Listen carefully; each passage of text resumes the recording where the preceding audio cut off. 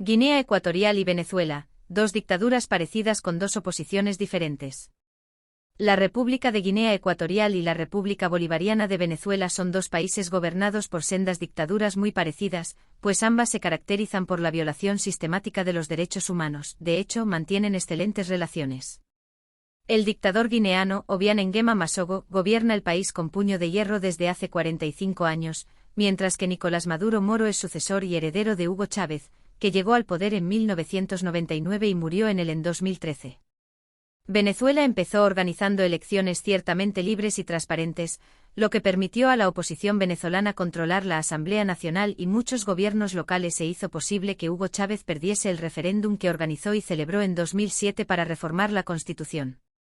A partir de entonces el régimen chavista empezó a controlar todas las instituciones del Estado, incluido el Consejo Nacional Electoral. Al mismo tiempo los fraudes electorales se acentuaron, tanto que la oposición venezolana decidió en 2018 no volver a participar en las elecciones, para no avalar un proceso electoral fraudulento. La oposición exigía garantías de un proceso libre y transparente. Los líderes opositores como Leopoldo López y Antonio Ledezma empezaron a ser perseguidos, lo que les condujo al exilio en España. Después la Asamblea Nacional, todavía en manos de la oposición, declaró presidente interino de Venezuela a Juan Guaidó, que fue reconocido como tal por más de 50 estados democráticos. Tras 4 años de presidente sin estado, Guaidó también acabó exiliándose, esta vez en Miami, Estados Unidos. Al darse cuenta de que el boicot electoral no era el camino adecuado para luchar contra la dictadura de Maduro, la oposición decidió, en 2021, volver a las urnas creando la llamada Plataforma Unitaria Democrática PUD. ¿Y qué decir del régimen de Guinea Ecuatorial, que no se haya dicho ya? Pues que viola sistemáticamente los derechos humanos, controla la Junta Electoral Nacional con la que celebra elecciones fraudulentas de forma permanente y está inmerso en una corrupción endémica. La oposición guineana boicoteó las elecciones legislativas de 1993, Obiang las ganó y no pasó nada, por lo que esta misma oposición, agrupada en la Plataforma de Oposición Conjunta POC, decidió participar en los comicios municipales de 1995, que ganó de manera abrumadora. En las presidenciales de 1996, participaron los partidos de la oposición en su mayoría, a excepción de, entre otros, CPDS, ADP y APG. Obiang hizo fraude y volvió a proclamarse vencedor. En las municipales de 2000, la oposición volvió a dejar de participar, y tampoco pasó nada. CPDS volvió a boicotear las elecciones presidenciales de 2016, de las que Obiang, como siempre, se declaró ganador. En ninguno de estos casos la comunidad internacional dejó de reconocer al gobierno de Obiang resultante de tantas elecciones fraudulentas.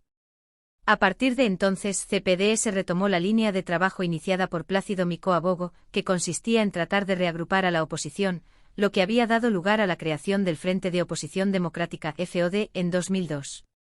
Al elegirme el quinto congreso de CPDS para suceder a Micó al frente del partido en 2013, retomé el mismo plan de acción, y el partido trabajó durante años para intentar convencer a los partidos exiliados y sus representantes en Guinea, de que tras resultar inútil el boicot electoral, la única estrategia viable era unirnos todos en una nueva plataforma electoral y concurrir en la misma lista frente al Partido Democrático de Guinea Ecuatorial, porque así lo exige el pueblo y porque unidos somos más fuertes, tal como se vio en 1995.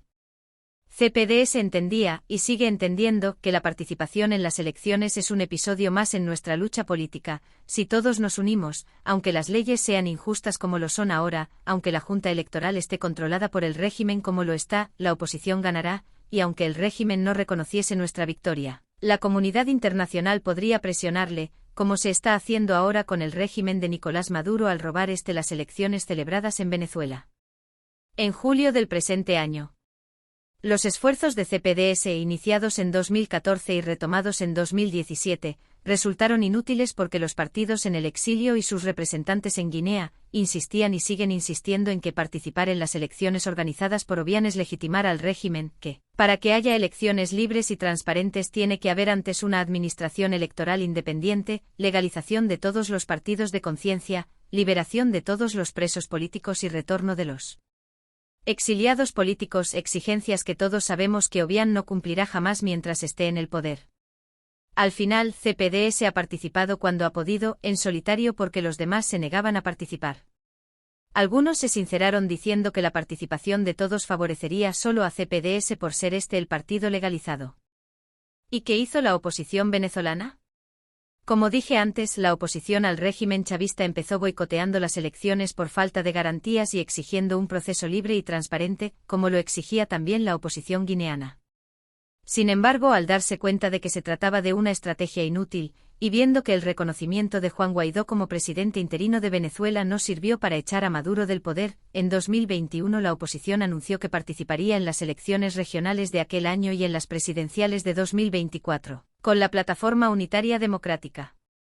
La oposición venezolana justificó su decisión de volver a participar en las elecciones organizadas por Nicolás Maduro asegurando, en un comunicado, que sabemos que estos comicios no serán unas elecciones justas ni convencionales.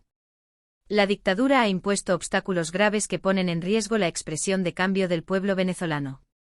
Sin embargo, entendemos que serán un terreno de lucha útil para fortalecer a la ciudadanía e impulsar la verdadera solución a la grave crisis de nuestro país, unas elecciones presidenciales y legislativas libres. Nos organizaremos, nos movilizaremos y nos fortaleceremos en unidad al servicio de la reinstitucionalización democrática de Venezuela.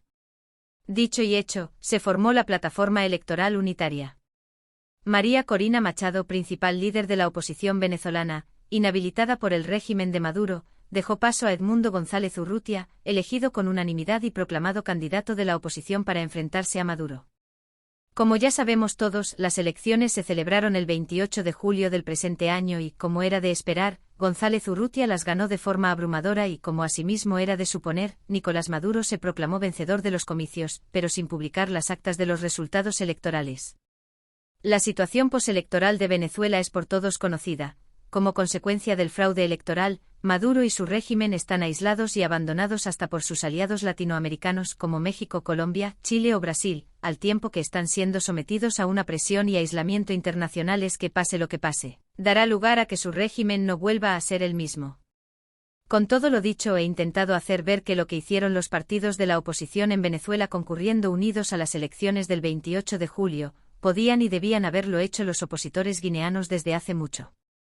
Sin embargo, la ambición personal de nuestros líderes, que quieren ser cada uno de ellos el sucesor de Obiang, ha impedido a la oposición estar unida y optar por esa vía de lucha que es, hoy por hoy, la más viable, como se acaba de ver en el caso de Venezuela. Hay muchas diferencias entre la oposición al chavismo y la que dice luchar contra la dictadura de Obiang, y la principal de ellas es que los opositores venezolanos son más serios, más patriotas y más altruistas, y piensan más en el interés del pueblo venezolano que en su beneficio personal. De ahí que, con tan pocos habitantes que tiene Guinea Ecuatorial, existan tantos grupos políticos, incapaces de entenderse entre sí y tirándose, constantemente, los trastos a la cabeza los unos a los otros, en una dinámica de autodestrucción permanente. Artículo de Andrés Esono Hondo, secretario general de la Convergencia para la Democracia Social en anagrama CPDS. Artículo reproducido y convertido en voz por Abaa TV.